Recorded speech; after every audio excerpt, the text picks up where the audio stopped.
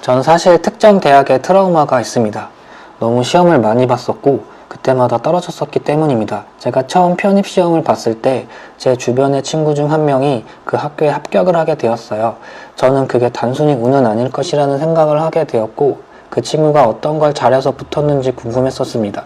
난 잘하는 건 많지만 못하는 것이 있으니 못 들어가겠지라는 생각을 하게 되었어요. 그 다음에 저는 시험을 봤어요. 꼭 붙어야지 라는 생각에 포트폴리오 준비를 너무 열심히 한 나머지 간단 명료하게 말을 하지 못했어요. 간단하게가 무슨 말인지 몰라? 면접을 보면서 교수님이 저에게 하는 말이 너무 무서웠어요.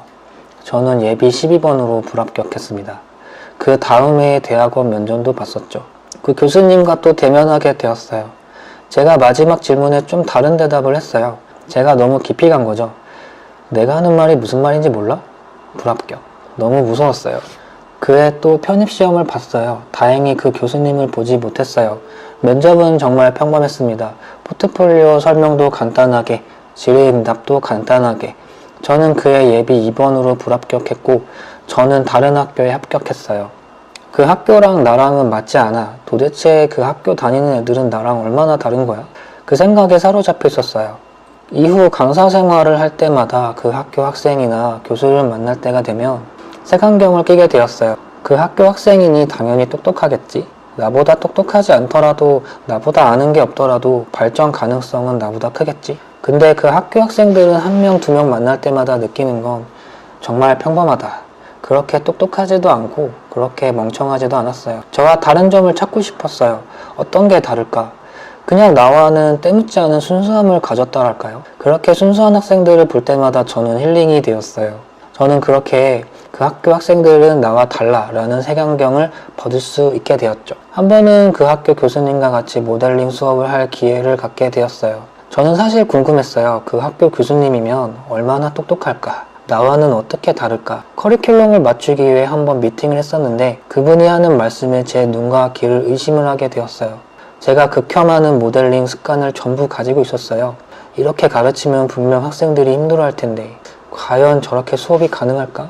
그래도 명색이 대학교 교수인데 가능하니까 저런 말들을 하겠지?